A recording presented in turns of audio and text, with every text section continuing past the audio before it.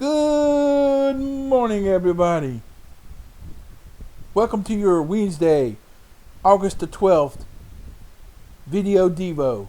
In the Days of Praise, the next video, in the Days of Praise, daily devotional video series. Today we're going to be talking about understanding management. In yesterday's video, we talked about understanding the ownership. We had a lot of passages and a lot of examples of people that didn't want to,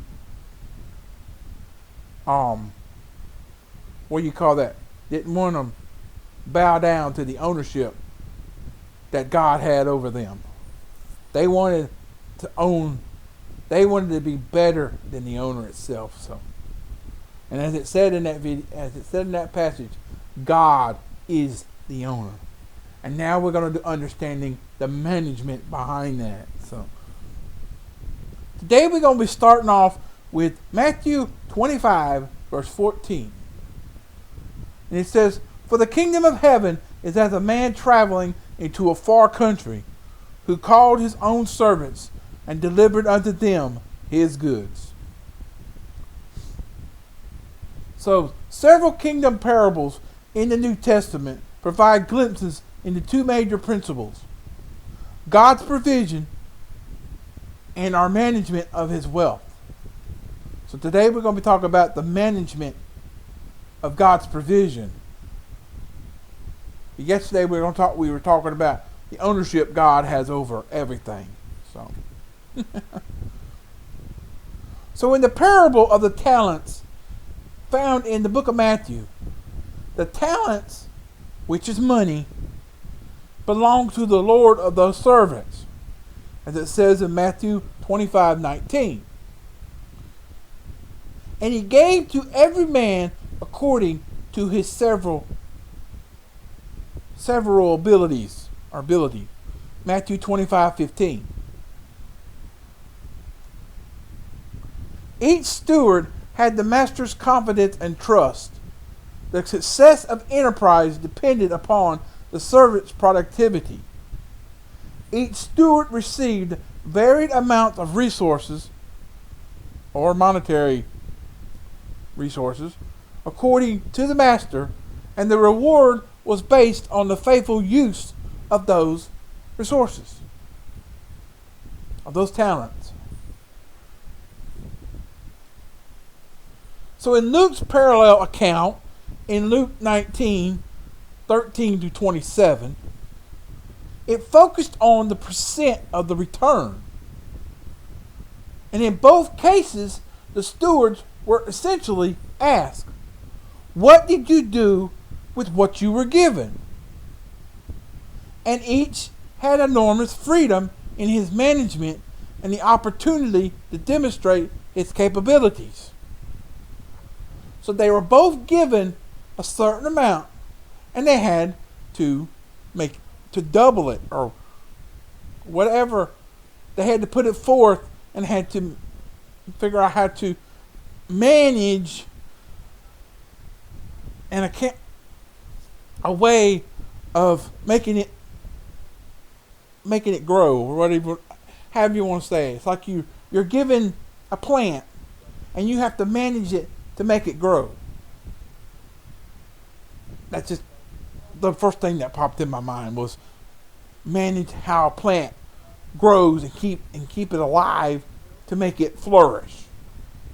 That was just the first thing I could think of. It's just a good example. But they were given these talents, and they were expected to make it to increase these talents. One did and one didn't. I'm just giving you a heads up if you've never heard the story. I'm just saying one guy did, one of them did, the other one didn't make it produce. So it says God funds his work through us, his people, us. And the funding of the tabernacle building project, Exodus 35, is a good example of that. The Israelites were recently freed slaves who had all been given gold by the Egyptians until there was more than enough. And the funding of the temple during David's reign in 1 Chronicles 28 and 29 is another excellent example. The leaders gave vast amounts of wealth and building materials, setting an example for the rest of the nation. And though they did not actually build it, they had the vision for it, and their children eventually did it. And God works no miracles to meet critical needs except through the miraculous giving of his willing people. So if you don't give graciously, nothing will never result any good news in the end. So like I say, if you give regularly, on a regular basis, to your church family, you give them like tithes and offerings. If you give graciously, the Lord shall give back, shall double, triple, or whatever that you give, should give back to you in return, in love and grace will return. But if you don't, nothing will ever come of it. But that resulting of you giving will in turn manifold itself into other things.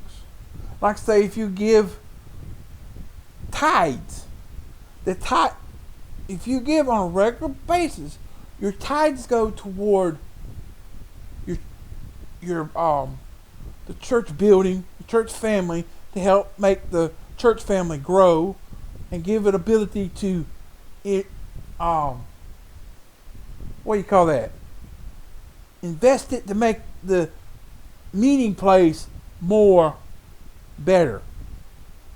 Will give to where you can give more room for more people to join the church family, to have a place to worship and praise the Lord. So that's basically what I'm trying to say. But in the story of the stewards, the one steward that did it, he took his talents and made them. He doubled them. He tripled them. I don't remember exactly how he did it, but he made them. He made what he was given, and he brought back more than what he was given. And then on the other hand, the other guy did not take what he was given. He kept it for himself, but in that, it didn't grow. It didn't produce more than what he had. He still had what he was given. So that they looked back down on him for that. Said, why did you hold on to this? You were supposed to use it for other good things, to make other things better. And you'll receive the blessing for making it result in good choices. But you chose not to, and you were looked down upon. But the guy that did, he took his and made it double, triple what he had. Whatever it was. But one made it produce more, the other one didn't. So that was just the mirror there. The one that did, he managed it. He understood the management of how to make what he had grow and bring back more than what he had been given. The other guy did not understand how to manage it, and then didn't produce any profit. He didn't profit nothing. The other guy did. So, you get what I'm trying to say? I hope you do. And that's all for that passage. That's all for today. Tomorrow's passage, once again, I always give you the preview of what tomorrow's video is about. That way you can go ahead and look up the verse and go ahead and look it up and get a little head start on the video for the next day. So tomorrow's passage for Thursday, August the 13th, we're going to talk about the return to the upper room. The upper room. Sorry about that. I just remember a phrase from a movie that said something about an upper room. The upper room. Sorry about that. But we're going to be starting with Acts chapter 1, verses 13 and 14. So be looking forward to that. I'll be getting that just a few minutes after this video's over with. But you'll be seeing, if you're seeing it now, or when you see it, it'll be Thursday. When you see this, you'll see that video. So. But like I said, thank you for watching. I hope you enjoyed it. Be safe. Be well in this pandemic we've got. Hope you enjoyed it.